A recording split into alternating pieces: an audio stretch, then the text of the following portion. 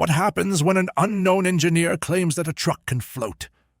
The command laughs, orders fall silent, and the entire army freezes when his mistake suddenly begins to save hundreds of soldiers from the deepest mud of war. June 1941. Wright Field, Ohio. Tom Elliott hadn't slept in 32 hours. His collar was stiff with solder burns. His fingers, bandaged and shaking, hovered above a tiny aluminum housing, no bigger than a baseball. Inside, a hand-built infrared sensor, 3 gyroscopes, and a battery pack stripped from a scrapped bomber radio. It wasn't a bomb, not in the traditional sense. It was a question. What if a weapon could think just enough to see where it was going? Across the room stood a man in uniform, Colonel Braxton, tall, old-school Air Corps, chest full of ribbons, eyes sharp enough to slice a lie in half. He looked down at the device on the table like it had insulted his wife. "You're telling me this thing can find a ship? On its own, no pilot, no wires, no joystick?" Tom nodded. "Sir, it detects heat signatures. Ships have massive engine heat plumes. The sensor locks onto the contrast between the ocean's background temperature and—" "Son," Braxton cut him off, "I've seen toys with more sense. What happens when a cloud passes overhead? What happens when it picks up a whale instead of a warship?" Tom opened his mouth, then closed it. Because the real answer— Then we tested again. Wasn't what Braxton wanted to hear. He wanted doctrine. He wanted reliability wrapped in tradition. What Tom had brought him was imagination. And in this army, imagination got you reassigned. Tom Elliott was 35. He wasn't a soldier. He wasn't a politician. He was one of those quietly obsessed men who skipped dinner to finish equations and named his soldering iron. Before the war, he taught engineering at MIT. He had a wife, a daughter, and a habit of walking to work just to count the steps it took to cross the Charles River. After Pearl Harbor, he packed a suitcase and volunteered his brain. He thought that would be enough. But inside Wright Field, brains came second to stripes. His first months were humiliating. Assigned to a radar division that didn't want civilians, given a desk near the boiler, told to support, but never lead. He waited, took notes, and watched bombs drop short of their targets again and again. That's when the idea came. What if the bomb could guide itself? Not just drop and hope, but a bomb that saw where it needed to go. It started with a hot plate and a thermocouple. Tom hooked up a small rotating lens, wired it into a pivoting fin assembly, and placed a heat source 20 feet away. The mechanism twitched, jerked, then swung toward the target. It wasn't magic. It was math. He called it Project Raven, a name the brass would never take seriously. But he didn't care, because for the first time, a weapon had looked at something. He submitted the design to Army Air Force's Research Command. He got no reply. He submitted again. Still silence. Finally, he requested a meeting. He was granted 10 minutes. No prototypes allowed. Colonel Braxton brought 2 aides, a clipboard, and a smirk. "So you want to stick a camera on a bomb and call it smart?" "It's not a camera," Tom replied. "It's a sensor, and it doesn't see in pictures. It reads thermal contrast, meaning it can—" "It's fantasy," Braxton said flatly. "You've been reading too much Jules Verne." The room chuckled. "We don't need dreams, Elliot. We need weapons that work. Today, not to 10 years from now. It does work. I can show you. I just need to remember your place," Braxton snapped. "You're an engineer, not a magician." By the time the meeting ended, Tom's folder had been stamped non-viable. Redirect resources. They shut down his access, seized his workbench, reassigned his assistant, told him to help out in communications until further notice. Just like that. 6 months of progress, gone. That night, he stayed behind. After the guards had finished their rounds, he picked the lock on the storeroom, found his prototype, now tossed in a cardboard box, and powered it up. The sensor spun slowly. Its tiny lens paused, locked on the heat of a flickering ceiling bulb. A quiet click sounded inside the housing. Target acquired. Tom laughed. Once. Then leaned forward and whispered, "You're the only one in this place who knows what it's looking for." He didn't sleep. He stayed there all night, sketching new circuitry on scrap paper. Not because he thought the army would change its mind, but because the war wasn't going to wait for permission. 2 days later, someone knocked on the comms room door. A woman, early 30s, sharp suit, clipboard hugged to her chest. She looked more like a Wall Street analyst than a military employee. "You're Tom Elliott?" "Depends who's asking." "Susan Lake, Signal Intelligence. I heard you were working on something unusual." Tom frowned. "It was shut down. And yet, you're still in this room, drawing fins." She smiled. "I read your reports. Quietly. Off the record. What you built. It's not fantasy. It's the future. And it scares the hell out of them." She paused. "But not me." Over the next 3 weeks, they worked in secret. Susan handled the math. Flight arcs, rotational vectors, timing fuses. Tom handled the hardware. Night shifts, closed curtains, a hidden airstrip 30 miles east of Dayton. 1 prototype. 1 converted glide bomb. They ran 5 tests. 4 failed. 1 worked. That was enough. Enough to believe, enough to keep going, enough to put a target on their backs. In a base built on silence, Tom and Susan had become outliers. Not because they were reckless, but because they saw something the others refused to even look at. A bomb that didn't fall blindly. A bomb that chose. And in 1941, that kind of idea didn't get you promoted. It got you buried in bureaucracy. But Tom didn't want medals. He just wanted to make sure fewer bodies washed ashore. We've only scratched the surface. What happens next will test everything they thought they believed in, and show just how far the system will go to shut them down. Stay tuned. Chapter 2 is where the real battle begins. If you also believe that progress should not wait for permission, subscribe to the channel. Write in the comments. Would you believe in a bomb that can see ships on its own? We tell stories that were called science fiction for too long, until they changed the course of the war. Wright Field, Ohio, August 1941. Tom didn't even look up when the steel door slammed. He knew that sound. It meant a new memo. A new order. Another reshuffle cooked up by someone with more stars than sense. "You're being relocated," the officer announced flatly, as if discussing a routine delivery. No explanation, no meeting, no discussion. Just 2 MPs, 1 box, and a stack of priority documents with Tom's name crossed out. Where? St. Louis. Civilian Research Wing.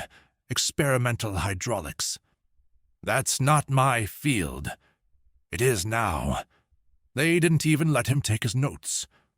One of the guards stared at the sensor core on his desk and muttered, "You really thought this thing could fly itself?" Tom didn't answer. He just walked. Out of the lab, out of Wright Field, out of the only place that had ever given him a shot. But he wasn't done. Not even close. The 6th test had changed everything. Susan and Tom had taken an unarmed dummy bomb, fitted with the infrared guidance system, and flown it from a stripped-down Cessna. The target was a massive steel plate heated by generators floating on a remote lake. Not perfect, but close enough. The glide was clumsy, sure, but the guidance locked, and the bomb hit the plate.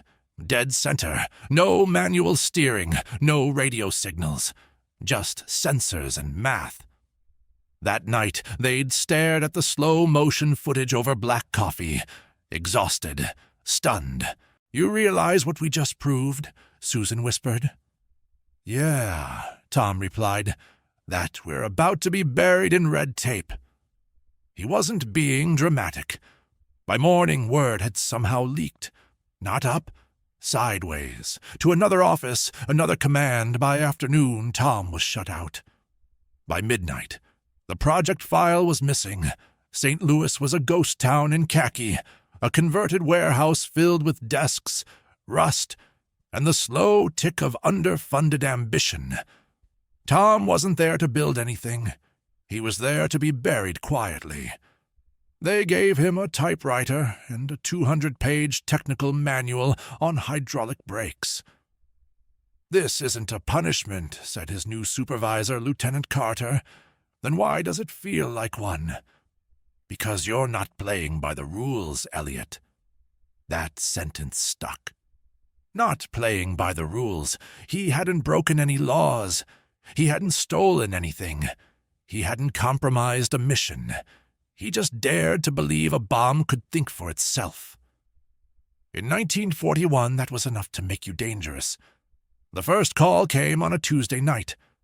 "Tom, you there?" "Barely. They moved the prototype. It's in D.C. now, under something called Project Pegasus." "Wait, what? Why?" "They rebranded it, stripped your name off. Claimed it came from a classified collaboration between Signal Command and Naval Ops. You're not listed anywhere." Tom's throat tightened. His work, his design, his purpose vanished into a new file folder with someone else's initials on the cover. And the tests? They're redoing them, from scratch. They're pretending it's all new. Let me guess. Military engineers only. You got it. He didn't know whether to laugh or break something. Weeks passed. Tom kept his head down, but his hands never stopped sketching. He redesigned the fins, tweaked the servo response, wrote a crude algorithm on punch cards that allowed the sensor to prioritize contrast shifts. It wasn't much, but it made the bomb smarter. He mailed it to Susan. She mailed back an empty envelope with a tiny note folded inside. "They're watching my desk. Stay quiet, but don't stop." Even in exile, the work lived. He found an ally in the janitor, Dave, a 60-year-old veteran who had fought in the trenches of World War I and now swept floors while humming old jazz tunes.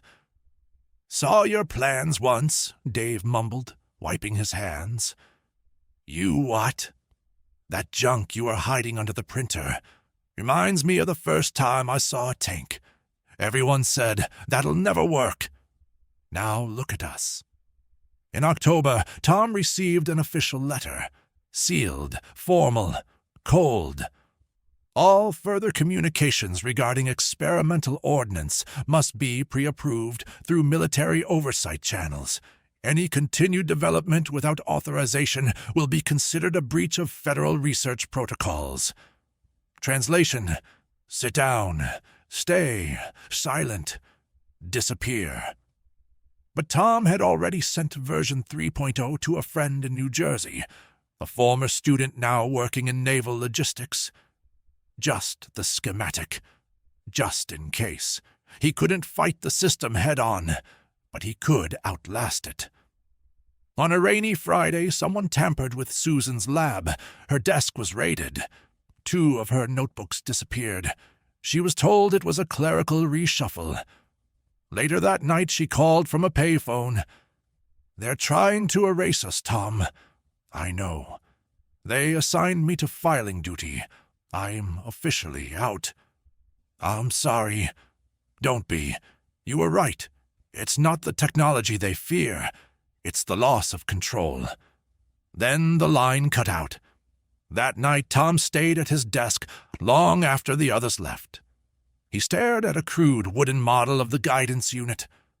Picked it up, held it, turned it over like it was a grenade. He whispered, You were supposed to save lives, that's all. In that moment, it didn't feel like he was fighting the enemy. It felt like the enemy was the very system he thought he was working for. A brilliant mind builds something that can change the battlefield. Not to kill better, but to miss less, to stop wasting lives. And in return, the system locks him out, strips his name, and tries to bury him under policy and paperwork. But he's not done. He never was. We're on the edge of something explosive. The technology's too powerful to stay hidden, and the walls are closing in. What happens next? Well, you won't believe who takes control of the smart bomb, and why. Washington, D.C., November 1941. The prototype was on display, not in a lab, not on a test range. In a polished conference room with fresh carpet, air conditioning, and a long mahogany table where men in perfect uniforms passed around a mock-up like it was a trophy they'd won in combat. Tom wasn't invited, but he knew, because 3 days earlier, Susan had mailed him a single postcard from a military post office in Arlington. No words, just a drawing of a raven in pencil. It was their code. They had shown it, publicly, and not a single person in that room knew who built it. Tom Elliot was now back in Dayton, working inside a basement filing room with no windows. The fluorescent lights buzzed. The radiator hissed like it was angry. He processed parts orders for landing gear and filled out time cards for people he didn't know. Every few hours, someone walked past the door, glanced in, and kept going. He wasn't a threat anymore. He was a ghost. But every ghost remembers what it was like to be alive. The smart bomb, the guidance system, the sensor array, the logic core was now under the umbrella of Project Pegasus. It had new handlers, new designers, new branding. The word infrared now appeared in polished reports stamped with confidential and printed in font that made it look important. The original concept, to minimize loss, to reduce civilian casualties, to hit only what mattered, was being pitched as a tactical breakthrough for maximum efficiency, not accuracy, not restraint, just efficiency. Tom read the memo forwarded anonymously to his old mailbox. The autonomous glide munition offers potential for deep penetration operations. Payload optimization underway. Current tests suggest 34% higher impact yield versus traditional payload delivery. Not a single mention of his name. Not a single line about avoiding friendly fire. Just stats. Just impact yield. Susan had arranged it, unofficially. An old friend of hers from Army Public Affairs owed her a favor. He got Tom 15 minutes inside the Pentagon. Not a meeting, not a hearing. Just hallway access during a tech briefing lunch break. Tom arrived in a wrinkled suit with one copy of his original schematic folded in a plain manila folder. No labels, no markings, just proof. He waited outside room 417. Then he saw the man, Colonel William Braxton, crisp as ever, still carrying that smirk like it was standard issue. Tom stepped forward. "Colonel, I'd like a word." Braxton glanced over, barely slowing. "Elliot, didn't realize you were still around. Your new prototype uses a dual-axis gyroscope. That was my configuration. Your version didn't have range stability. It didn't need range stability. It needed trust." Braxton stopped, turned. His voice dropped. "You don't get it, do you? You're a civilian. You submitted a concept. We improved it. We adapted it for real-world use. That's how this works. No, you hijacked it, stripped the ethics out, turned it into a headline. War's not about ethics, Elliot. It's about winning." That sentence hung in the air like bad weather. Tom stood frozen, then said the one thing that cut deeper than rage. You're gonna win the war and lose the reason for fighting it." Braxton didn't respond. He didn't need to. The door shut behind him, and Tom was once again outside. That same week, Susan was reassigned again.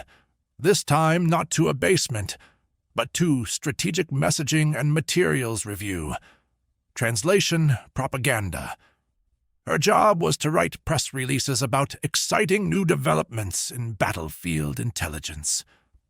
She saw her own work appear in a glossy folder presented to top brass. She watched men with no understanding of thermal mapping nod along like experts.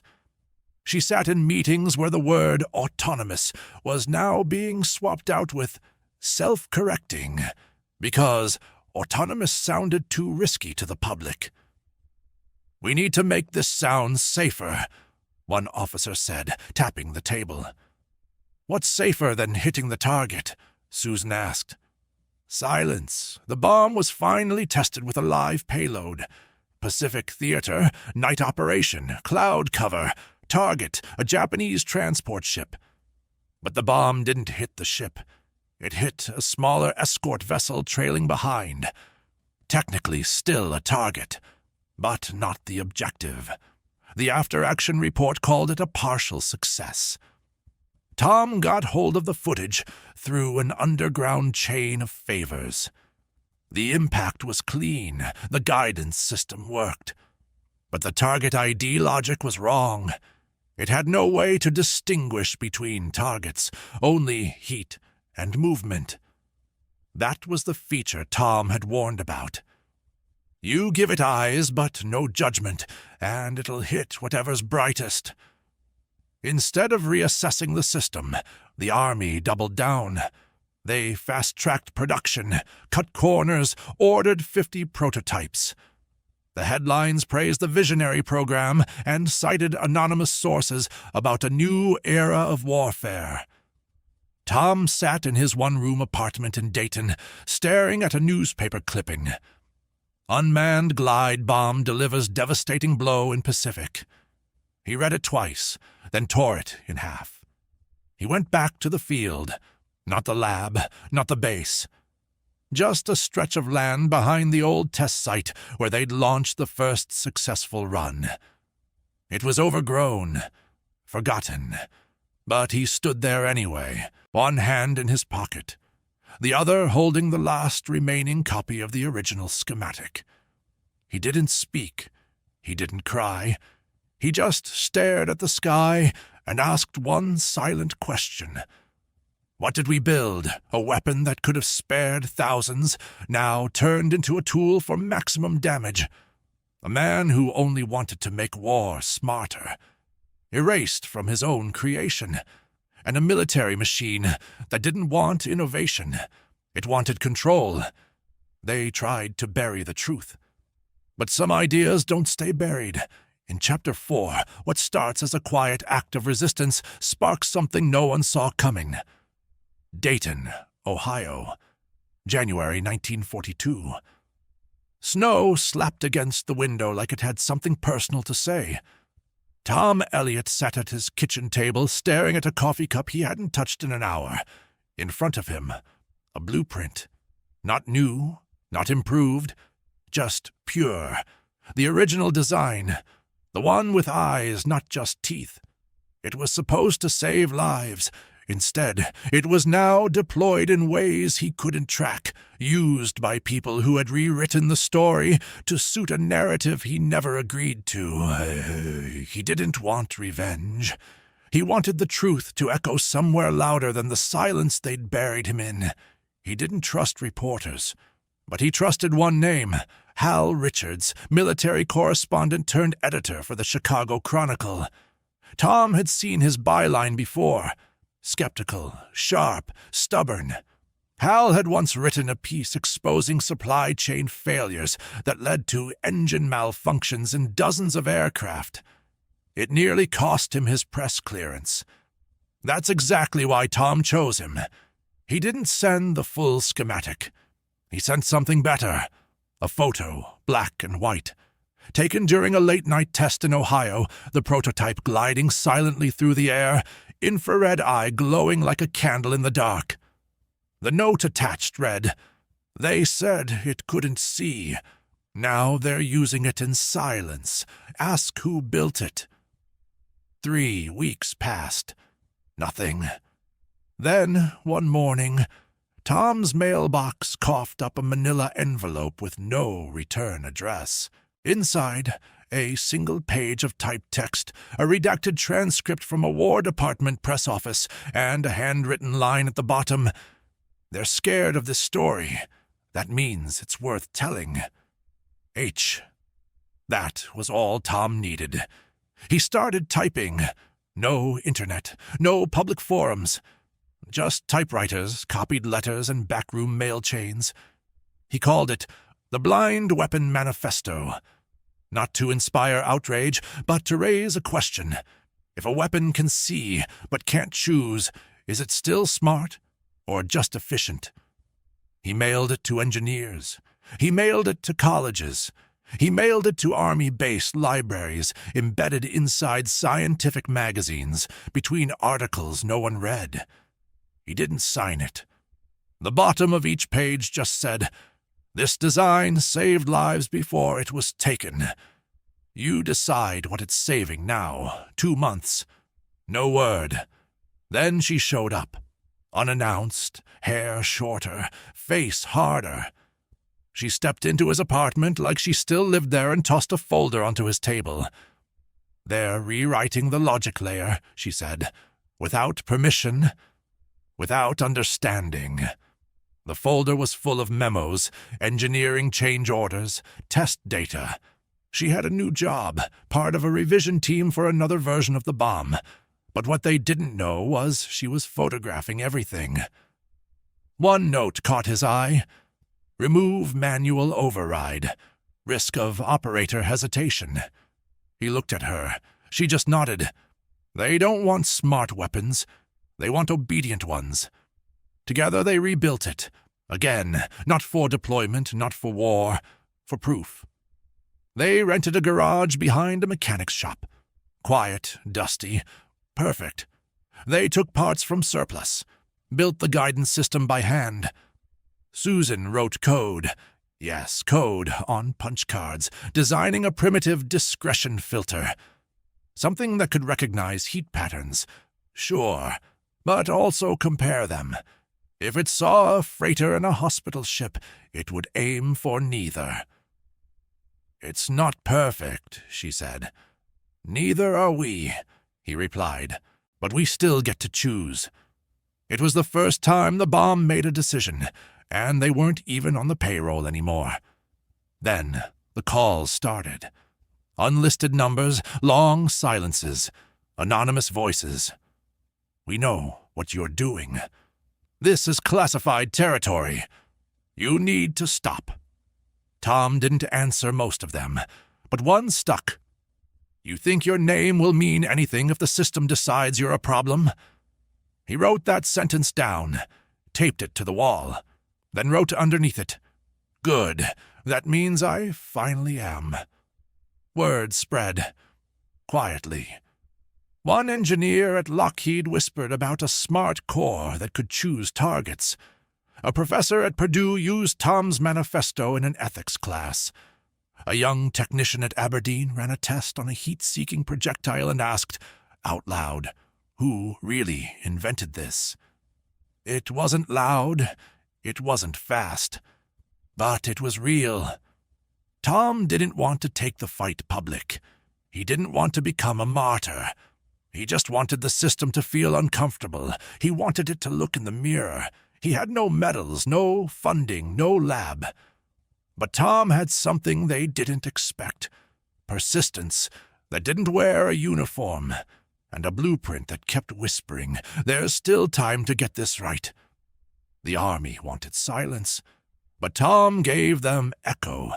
Not shouting, not speeches, just one undeniable fact. The truth was still flying. The system pushed back, but they didn't count on what would happen when soldiers in the field started asking their own questions. Chapter 5. The Frontline Shift No One at the Pentagon Saw Coming. Okinawa, Pacific Theater, April 1945. Captain James Mallory wasn't an engineer. He didn't read tech manuals. He didn't care about patents or internal memos. He cared about not burying another 20-year-old kid because a bomb hit the wrong boat. The mission briefing that morning was simple. An enemy cargo convoy was moving along the coast. 3 bombers would be loaded with a new, advanced targeting munition. No pilot correction, no post-release tracking. Just drop and let it do the work. Mallory raised his hand. And who do I talk to when it misses? It won't miss, the lieutenant answered. That wasn't my question. No one laughed. They called it a smart bomb. But to Mallory and his crew, it looked like a gamble wrapped in fancy words. The tech briefing was vague. The officers said it had autonomous thermal-seeking capabilities. No mention of who built it. No mention of testing history. Just a lot of buzzwords and 0 answers. Flight Officer Miguel Reyes, a former mechanic from El Paso, leaned over and whispered, "Let me get this straight. We drop a bomb and hope it's smart enough to figure out what to blow up?" Mallory didn't respond, but his face said enough. This wasn't a weapon. This was a prayer. They took off just before dawn. 3 B-25s, 10 crewmen, 4 smart bombs. The target zone was a stretch of coastal supply movement, mostly transports, some patrol boats. Minimal air cover, the perfect controlled test according to command. They dropped at 6:43 a.m. 2 bombs veered slightly off. One never released due to a jammed mount. But the 4th, it locked and hit. Not the supply ship, not the convoy. It hit a civilian tugboat, towing fuel drums, unarmed, barely moving. There was no explosion big enough to reach headlines, no flames worth printing. Just 2 sailors pulled from the water, burned, alive but shaken. Mallory's team radioed it in. Command responded with a single phrase. "Record as successful target engagement. Proceed with mission." Back at the airstrip, Mallory was livid. He walked straight into the comm tent, yanked the classified report binder from the shelf, and flipped pages until he found the designation. Pegasus-class Autonomous Glide Ordnance. Gen 3. No source listed, no engineering lead, no testing notes. Just one line at the bottom. Field performance acceptable within operational parameters. He turned to Reyes. "This bomb just hit a friendly. They're calling it acceptable. So what do? We find out who made it. It started with a name scribbled in pencil on the inside flap of a supply case. Rev 23 by T. Elliott. Reyes spotted it while checking the cargo crate. He didn't know who T. Elliott was, but Mallory recognized something different in the circuitry.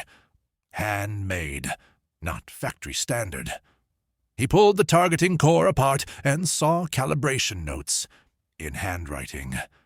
Mallory sent a coded message through unofficial channels.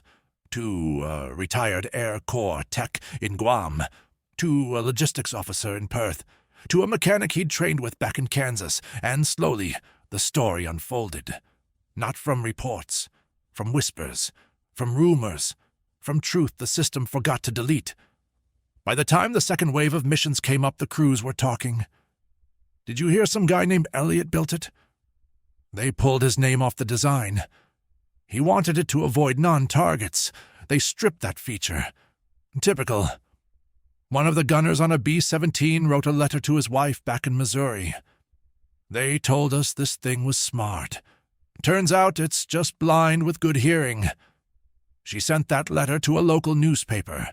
They ran it.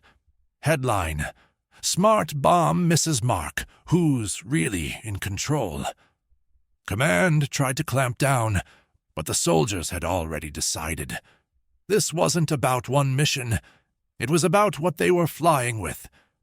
and who they were trusting.